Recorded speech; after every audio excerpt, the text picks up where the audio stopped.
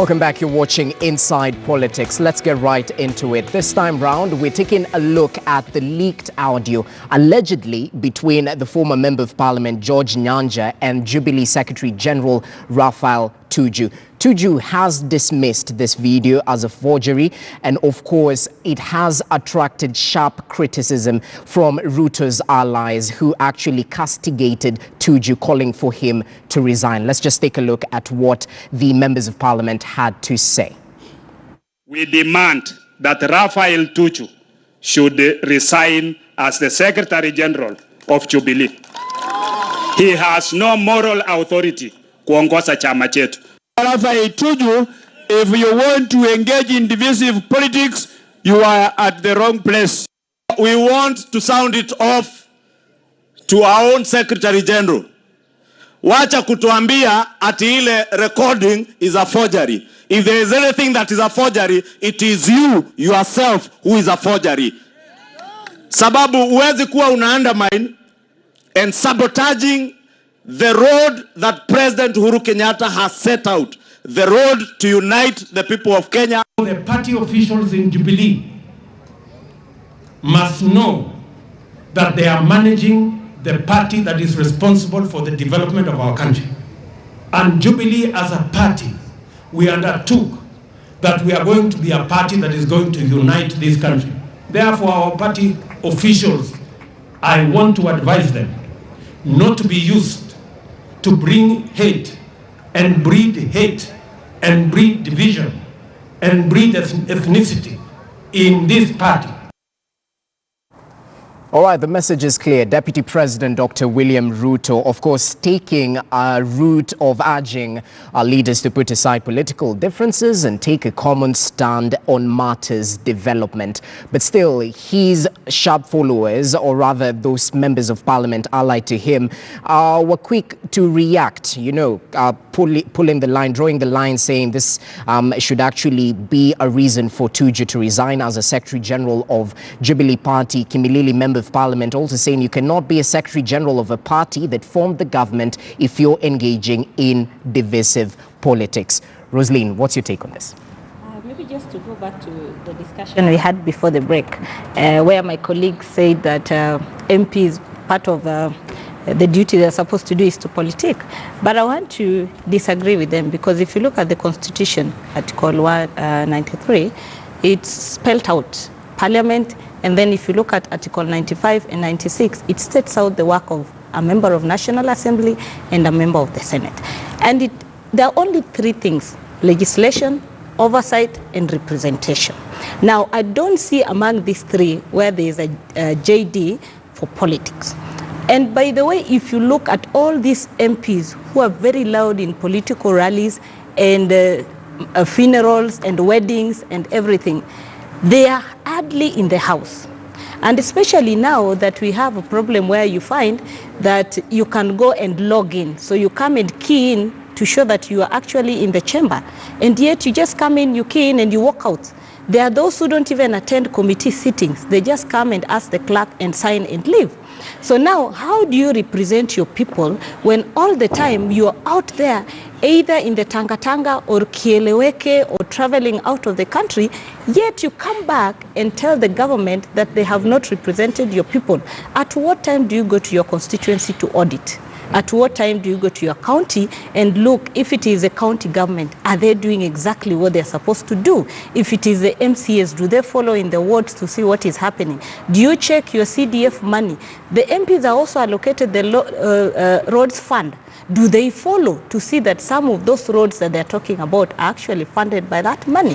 So for me, I support the president, because you cannot be all the time talking about looking for projects in your constituency when you have the power. We have an imperial parliament that decides even for the executive. So it beats logic for an MP who has a pass, who can sweep it any time. And you can see the other day when SLC moved to court to challenge their house allowance, what did they do? They slashed the administration money so that they cannot have money for legal payment. You saw when Gender and Equality Commission asked for more allocation, what did they do? They slashed the money just because one commissioner is a member of Embrace. So you use the yardstick of the budget to make sure that you whip any institution that question what you do. Now, to come to this audio, for me, I don't think it is admissible, because remember, how many audios have we had? And why the leak now? And why nobody's talking? Why is it that you're only seeing one wing of Jubilee talking? The people recorded is a former MP and the Secretary General. Allegedly. Allegedly. These two people are not on record actually admitting that those voices are ours and this was a conversation we had. But we are seeing one wing of the Jubilee Party already condemning this. I think our constitution says you don't condemn until you're proven. So for me, I don't think this recording holds any water. Repercussions? Yes. None at all? I don't think there is any repercussions for that, because this is not the first time we are having audios being leaked. Where have they gone? We've not seen any convictions or anything in any audios. The other day we had the gold thing and it was so big, everybody was talking about the gold scandal. Where did it go? Right. Those who are on those records are still walking scot-free. Before we come to Kipchumba and find out if it's admissible in the court of law, let's have Mark Bichachi, yeah? My advice to Tanga, let's stop lazy strategies. Because let's look at the conversation. You're saying Tuju is being divisive. This is a Luo SG talking to a Kikuyu. Divisive where? One. Number two, let's talk about the content that is being discussed. Is there anyone in this country who wants to forget Kiamba? Is there anyone in this country who wants to forget those people who died for no reason? And why is it assumed that when this supposed Tuju is talking about remembering those people and Kenya should never forget and go back, how is he dividing the country? And when he says that person who burnt that church should not be let to do what he is doing, why would you assume it is yourself? Play? Seriously? When we're talking about the unity of this country, and we're talking about misusing bishops and pastors to further your agenda, and then you say that he should go because he said what that is wrong exactly? What exactly are we complaining about that he's done? That this Tuju on the recording, who had the balls to talk about 2007 and Kenya should not forget, that's the person we want to stop being Secretary General. Come on. If you want a Secretary General, you want that one. We want the one who will go back to Kiamba and say, these people need justice. We need a Secretary General who will say the church cannot be used as a vehicle to further personal gain. We need a Secretary General who will stand before the country and say, this country will never forget. How is that divisive? When we want to remember the people who died there, when we don't want to go back to 2007. And by the way, Tanga, at which point did you decide it was you he was talking about? Interesting. Dismas Mukua, notwithstanding the leaked audio, let's take a deeper look into Jubilee Party. Last time they had a PG meeting, it's a while back. Some members of parliament, obviously allied to Deputy President, are pushing for parliamentary group meeting right now. It seems there's a lot to talk about. The referendum, the 2022 succession race within Jubilee Party. What is the way forward in terms of factions within Jubilee Party and looking towards still retaining power after 2022? Well, in Jubilee now we have this Jubilee A, that would be Kieleweke or Tanga. I mean, they would share the positions, either A or B, depending on where you play. So if you're in Kieleweke, you'll say you're Jubilee A, then there's Jubilee B, then there's Jubilee C. Now, Jubilee C is the President Uhuru Muigai Kenyatta himself, who is keeping his cards very close to his chest. That Kieleweke doesn't know what Uhuru wants to do, and Tanga doesn't know what Uhuru wants to do. Now, the tragedy we have within Jubilee is that all this noise coming from Jubilee A and Jubilee B, has got nothing to do with morale or Wanjiko, has got nothing to do with our national debt. I mean, you've seen the Deputy President with a battery of MPs. The best thing they can tell Kenyans is that Tuju ought to resign because of some footage or a video. We don't know whether it's fake or original, whatever it is. That is not material at this stage. But you imagine a country, we're in an economic crisis, but the Deputy President and a battery of MPs, the best they can tell Kenyans is that Tuju ought to resign. Now, for Mura in Kisi, who is struggling with the price of tea and coffee, who is unable to go to school, who is unable, Mura doesn't know whether she's going to have a meal this evening, And what these people are saying is that Tuju ought to resign. Is that why they're in office? If you go to the supermarket this morning, after people come from church, they'll go to the supermarket. Now, even middle-class people in, Kilelesho and company have now embraced the Kibera economy. That they are doing kadogo, because they cannot manage these things.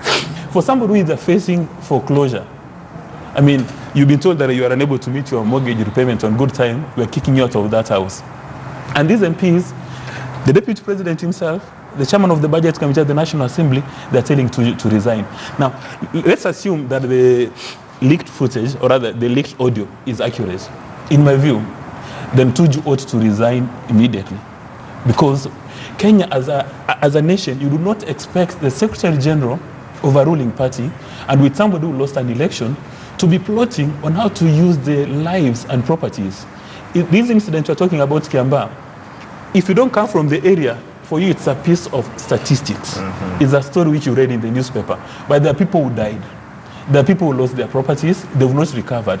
And then if the footage is actually, if the leaked video conversation is genuine, it's a disaster for Kenya. And the Mora must now understand that these politicians, they do not care about your livelihood. They do not care about your dignity in life. They just want to use you as a stepping stone to attain political office.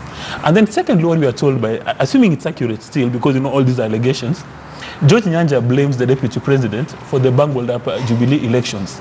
Now, you can understand then, if it's accurate still, I have to keep on this qualification, why there is mediocrity at the National Assembly.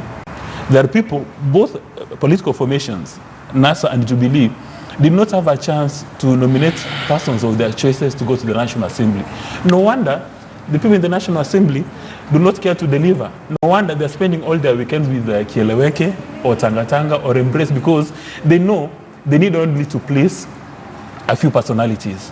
And if you're not careful as a nation, we are seeing the cult syndrome coming back to Kenya.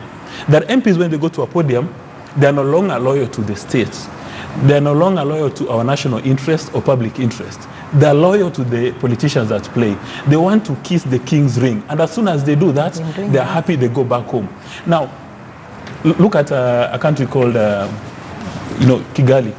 Kigali is about to beat us, to become the aviation hub in the region. What are we doing with Kenya Airways? We're just running all over. Should we nationalize? What are we going to do at JKI? You've not had any single MP from those two groups, Kieleweko, Tangatanga, telling us, how can we convert KQ to make it profitable so that we don't, right now anybody wants to do a conference, they're going to Kigali. Never mind that they have to land at JKI first and then they go to Kigali. 30 seconds, please. Okay. Let's remind ourselves as a country that between Raphael Tuju and the people accusing him, Tuju has been a minister in this country twice. He's led this country a number of times. Number of scandals associated with him. How many millions has he ever stolen from this country? Number two, the guy that's digression. No, just wait. Actually, no. We are not discussing Tuju's character as a leader. Actually, no. Because I'll give you a chance, yes, let him finish so we can. Because you cannot separate a tiger from its stripes. No, you cannot separate a tiger from its stripes. And I'm very sure when Raphael Tuju comes back to this country, because that's the kind of person he is, he will come to TV stations and explain these things. Because people need to understand in this country, you can't just come up with accusations for people without giving them a chance to speak. So let Tuju come, let him get on a TV show and explain himself. We cannot say he's dividing the country on an audio that, number one, is not directly attributed to him in any sense, and then number two, that is based on discussing matters about Kenya never forgetting the most divisive time in our country. Kipchumba. One, Jesse, I want to address the issue of that leaked audio. One, as a resident of Uasin Gishu County. Two, as a person who saw the 2007 post-election violence. And three, as a person living with the effects. Maybe Bichach is discussing them after reading them from a newspaper. My friend, I grew up in Molo. He doesn't know. He doesn't know what it costs. One, Rwanda in 1994 went that route because of it was a radio station and those kind of things. They were small things. We should not forget what happened in 2007, 2008. It should be part of our history, but we should not be held hostage by an history. And as a person coming from Tarbo and Kosache, to be specific, where the ICC activity took place there. My thinking will be this: Jubilee is a national party. It is sustained by taxpayers' money. If Tuju wants to engage in that kind of talk, assuming that is him, if he wants to engage in that kind of talk, he should resign from that political party, come and engage in it, because Jubilee has a party. And when Uhuru Kenyatta came to Eldoret, he said it 3 times in 64 Stadium, outside a transnational building, and outside the Kirem Arcade roundabout. He talked about, let us not forget where we have come from, but let us forgive and know that you can be given anything, but you will never choose your neighbor. I think as leaders, we must exercise a lot of restraint. We can politic and block everybody from being everywhere, but when it comes to things that unite Kenyans, let us not take it as part of a political strategy. For me as a person, I have lost classmates because of a post-election violence. When it comes to using people and human beings as political tools of either way, I do not engage in that. But now back to another issue, a legal issue. As Kenyans, we need to ask ourselves, the last time Jubilee held a political party, parliamentary group or NEC, if what Murade told us the other day in a tweet I read somewhere is true, is 18 months ago. What we should ask ourselves as tax-paying people is, why do we allow a political party that has not been holding meetings to use our money? We need to see a registered voter approaching court and blocking this political party from accessing our funds, because that is we are funding these parties. It is our money. If they cannot organize themselves, let them not use our money. And I love what ODM did. They went to court just to show the world that parties are run by taxpayers' money. And now the court has pronounced that they'll be paid 4 billion, which is a step towards the right direction. 2, why has Jubilee, why is it still holding on interim officials 3 or 4 years since it was formed? Those are the questions we need to ask going forward. How can a political party of that magnitude, with 2 of actually the biggest in the region, run on an interim basis with no reason as whatsoever, run on all these, everything is interim from the constitution to the party? We need to have order in our politics. Jubilee has benchmarked in the best political parties in the world, and I can tell you that audio will not collapse the party. It has benchmarked on ANC, it has benchmarked in a communist party in China, it has benchmarked, there is another party, the one in Rwanda. So we need to ask ourselves, when Tuju and the team were traveling all these places, none of those parties lives in interim officials. Where did they learn this attitude of failing to hold elections? A quick one. Let's give Rosaline a chance. Even as you answer, let's go deeper into the PG, meeting and also the interim issue, because that seems to be the bigger problem right now. What's clouding the vision of Jubilee Party as a leading party? I think this is a discussion that Jubilee members and the elected leaders need to actually address themselves too, because Jubilee has a party leader who is the president. Jubilee has a deputy party leader, which is a deputy president. When these officials are acting on interim basis, they're acting on the rider of these 2 leaders. So where are these 2 leaders to lead this party? Remember, the vice chair of the party resigned in paper, the resignation letter he gave to the SG. But where we sit, is he in office? Yes, he is in office. Because he resigned, the party has not forwarded the same to the registrar of political parties to expunge his name. So from where we sit, Murade is still the vice chair of Jubilee Party. We have other officials, but how many do we talk about? Everybody only knows Tuju. So in that case also, should we not worry that we have a party where we only know the Secretary General, we only know the party leader, and we know the deputy party leader? Look at a case like ODM, for example. If you ask ODM, you will be told we have a chairman, we have a Secretary General, we have elections director, we have political party secretary. So at least you can list. In Jubilee, yes, we have these officials, but it's like they're domiciled just in the party and they're not doing anything. If you want an official statement from Jubilee, yes, the Secretary General is the official spokesperson, but do we ever see the other officials of Jubilee? So for me, I agree with Kipchumba. We are funding political parties and they owe it to Kenyans. and they owe it to their party members to actually follow the constitution. Jubilee has a very elaborate constitution which they passed before the elections of 2017. So why are they not sticking to that constitution? Now, the other day when members were pushing to have a PG, some of the members said, we have actually approached the leadership in parliament to have the PG held. The leadership in parliament denied and said, we have not received any request from any member. Only one official, that is the majority leader in the National Assembly, Ben Washeli, who said, I am crying like the rest of members. Now, this is a leader who is supposed to lead the troops, and the leader is saying, I am helpless. So where are we in terms of this? Yeah. As you respond, also, who does the backstop with? Well, first and foremost, I must congratulate us for coming to the crux of the matter.